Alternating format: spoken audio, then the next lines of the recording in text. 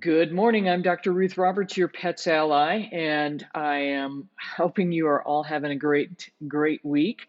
And so I don't forget again, I will be taking off Monday and actually taking a vacation.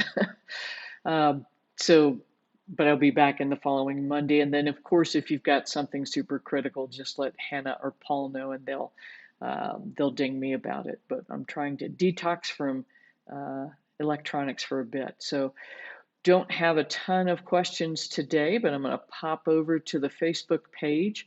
And so Kay got the news that there was no um, Demodectic Mange on the skin scrape around her baby's face, which is great news. And so you're treating that topically. And I hope that's getting better. And then Susan pointed out too, you could use chlorhexidine. You can also get plain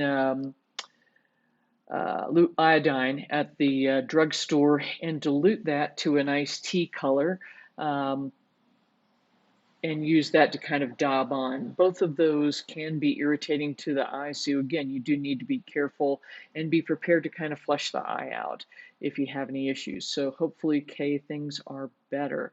And you're starting to see the skin clear up a little bit. And Susan, thank you so much for this. So here's what this helps people know exactly kind of what your experiences have been and what you've been doing.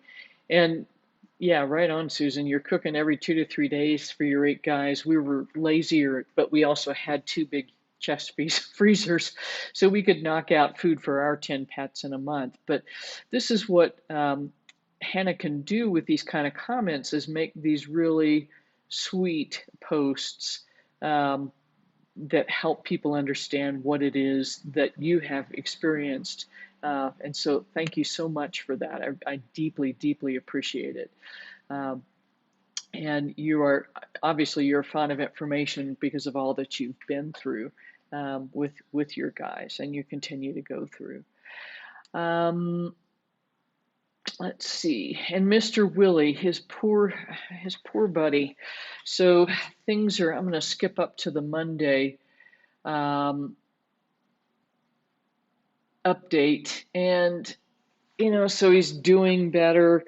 He's been taking Serenia to help with um, the vomiting and the metronidazole. And here's the other interesting thing about Serenia. One of the things that it does do is help with abdominal pain too. So, I don't know what's going on. And my suspicion had been that the ALP is up because of the prednisone, which he's still on, and he's still getting, still itchy, he's still getting more itchy.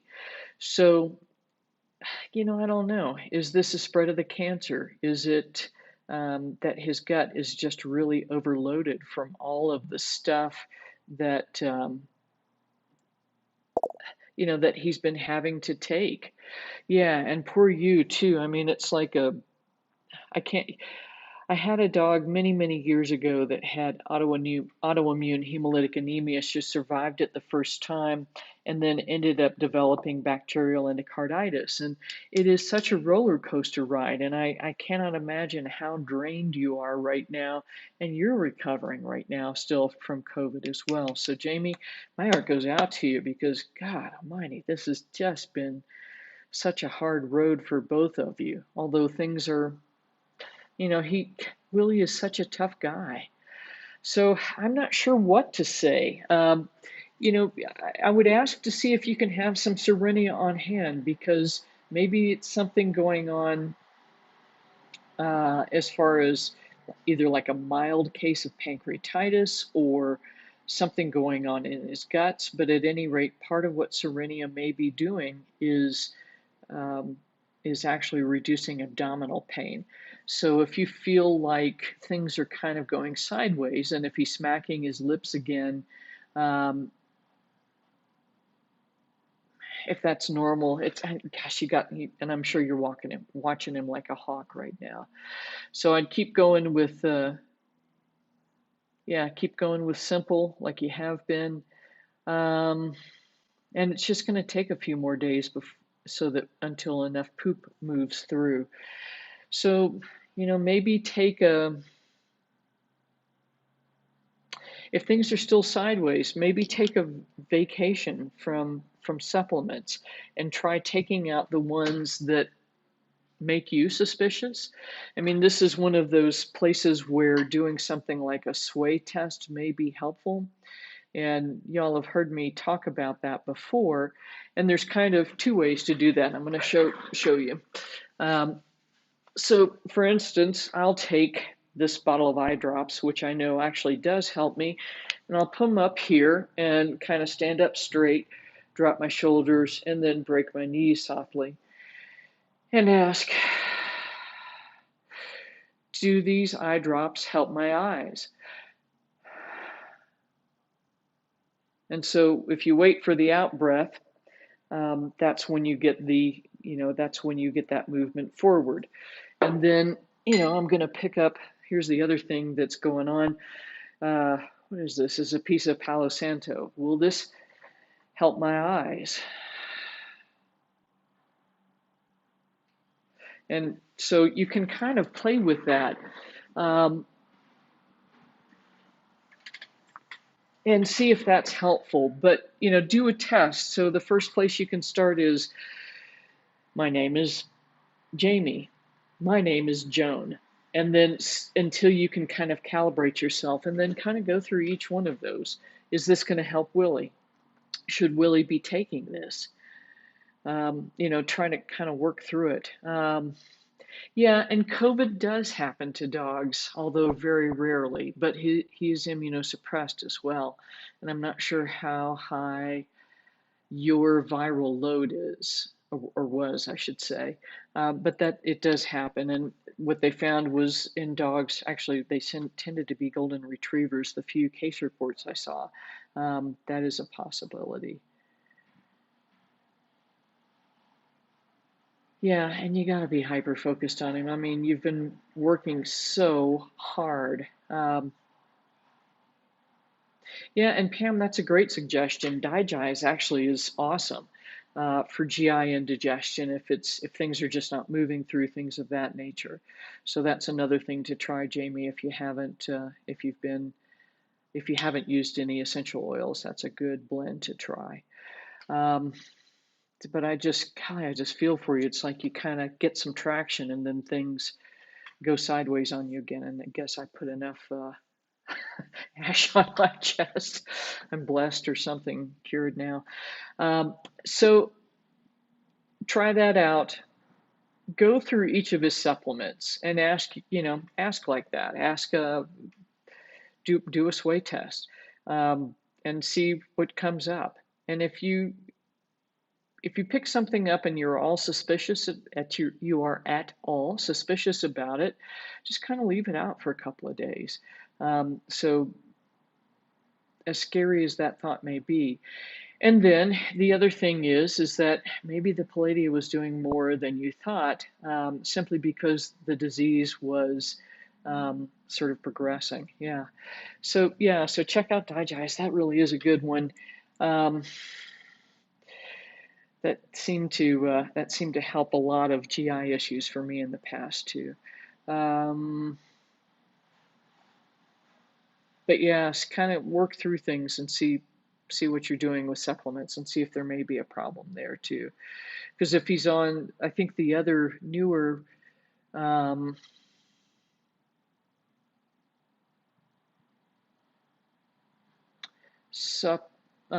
Chinese herbal from Dr. Lisa was something that was pretty, and I'm sorry I don't have it here. It was something that was pretty intense, and so that could create it. Right. Okay, good. So then as you start to consider adding things back in, pick them up and get a read on it. Did you end up using CBD and or THC for him over the last week? Just out of curiosity.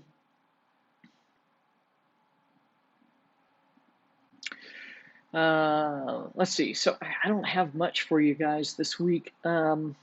We do have tomorrow afternoon, I'm going to do a Facebook Live about omega-3 fatty acids. And Pam, you're a good woman too. So this is something that's really been interesting, and there's a lot of research coming out um, about dosing and things of that nature. I think 10 years ago I said for cancer patients. Okay, so Jamie, do you think that that had anything to do with the whacked out tummy stuff? So that's something you want to kind of put in the back of your mind, or do you feel like that has helped improve things? So at any rate, while you're thinking about that and put some comments up, I will tell you a little bit more about fatty omega-3 fatty acids. So 10 years ago, the information I was getting from the human side is that for cancer patients, they should be taking 100 milligrams per kilogram of omega-3 fatty acids per day. And because there really wasn't any research out there for pets at this point, we knew that that omega-3s were helpful for skin disease, for um, kidney disease, and many others, but we weren't really sure kind of what dosing is. So this is something I get to share with you all tomorrow afternoon, and then also talk about a test that will provide an omega-3 index for pets, which I think is super exciting because um, we can have a best guess dose, and sometimes that's right, and sometimes it's not. So this will give us more of a concrete number like, yep, your pet's in a really good range, and so you keep your omega-3 dose where it is, or we need to edge it up some more, things of that nature. So I think that's going to be really, really helpful. And the cool thing is that it does require a drop of blood, but it is something that you could do at home. Um, many people will take their pets' blood samples for diabetes to monitor blood sugar. Cool. Yeah. So yeah, and I know he's had multiple um, different types of CBD and THC. So um, that shouldn't create a problem, and if anything, it should have allayed the nausea and or diarrhea. So let's see what the herbal is, and I'll see what else I can tell you about. It's been a quiet week, which is good for a lot of you, not so good for Mr. Willie though.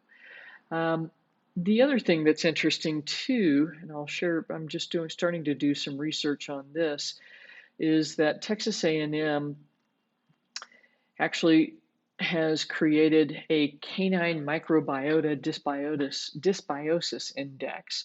And so what they've done is kind of take a look at 7 bacterial groups and look at how they are uh, relative to, how if you send in a stool sample for your pet, look at where is normal, not normal.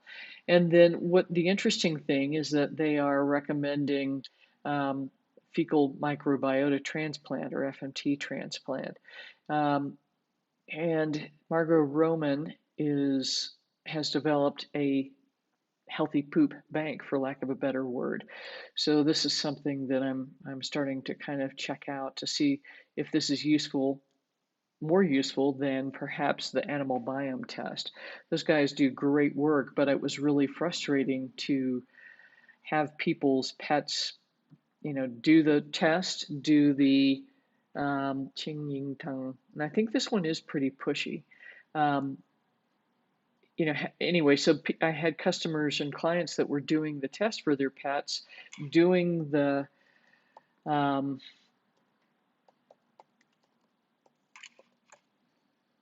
the supplement, and 6 months later, the fecal test is the same. And that's okay, but more importantly, the the pet was still the same, and that's the part that's hard to swallow. So this one, Jamie, is, and this site is usually pretty helpful to the American Dragon to look up herbal formulas. This one is very cooling. So it is possible that this kind of created some GI upset. So we've got a lot of Jizhao, clearing heat from the yang level, clear the heart, calm the spirit, cool the blood, break up stasis. So this is definitely a kind of an aggressive cancer formula. Yuan Qian, scrophularia. So again, cooling heat, nourishing yin, draining fire and relieving toxicity. Ramania is a more gentle version of cool the blood and nourish yin. And then Ophiopogonus, Maimendong, again, clearing a little bit of heat, actually more nourishing yin, generate fluid, clear the heart, and eliminate irritability. Jin Yinhua, again, clearing heat, relieve toxicity, cool the blood. So this may have been enough to kind of kick things into some problems as far as the GI tract. So talk with Dr. Lisa about that, but that is very cold. And so when that happens, the idea is this, is if your GI tract is already screwed up and essentially, you have spleen chi deficiency, plus or minus, some other things, a really, really cold formula on top of that can create diarrhea because the gut is already cold, so to speak, energetically. And then we dump more cold on top, and then sometimes that's what will happen.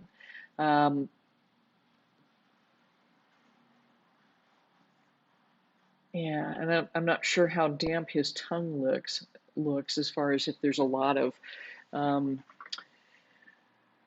swelling and sort of a white coat on the tongue that would indicate dampness as well.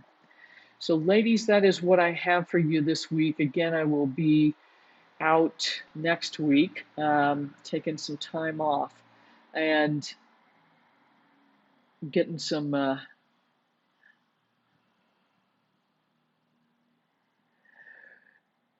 time down. Enjoy Fu Zu Yu Tang, I think, is more of a that's a blood builder, but it may have been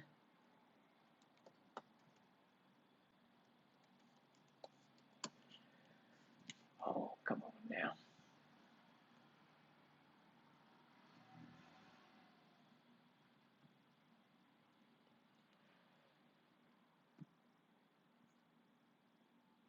Yeah, and that one's invigorating the blood, nourishing blood. There's not much heat clearing here. Jiao Chai Wu Tang, I think, is a liver.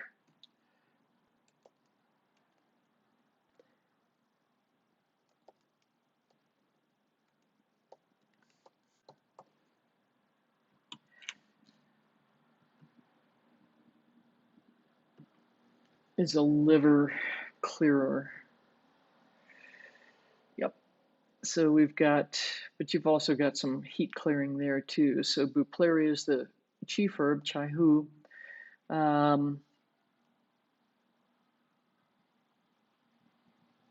Yeah.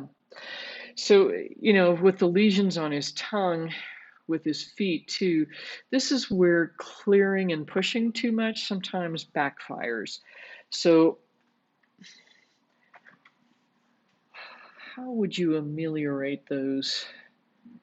I think really CBD is going to be more helpful there. So maybe just kind of drop that last herbal, because the other two, the blood tonic, Zhufei Yu, and I think is helpful. And then Zhao, let me pop back over to this page so you can see it too. Zhao Cai Wutang is more about supporting the liver, clearing things, a little bit of heat clearing, but also drying up damp, releasing the exterior, nausea, things of that nature. And then we've got a little bit of ginseng in there to help kind of tonify everything, resolving phlegm, which is part of the skin cancer, and then strengthening the spleen. So I think these two are good, but maybe the third one just really kind of knock things out. This is where you might consider a slower internal approach. So something like activated charcoal or green clay or something of that nature, and use those kind of and I would try activated charcoal, especially in the face of all the GI stuff. But something like 1 cap 2 to 3 times a day, but 2 hours away from other supplements. And see if that doesn't help. Pardon the misspelling, but you get the idea. So see if that doesn't help kind of suck things up from the inside and go more of an adsorptive. And I think you were using the, what is it called now? Iono gut or something like this. It used to be the Restore that's supposed to create a firewall in the gut. But it does help adsorb things from the intestines too, so that may be useful. But try the charcoal first. That's going to kind of help bind things up and make him feel better. Okay, so again, I won't see you next week, but I will see you the week following that. Fingers crossed that everybody is well. I will see you tomorrow afternoon on Facebook, and we'll go from there. You all take good care of yourselves and give everybody a big hug and a kiss. Talk soon.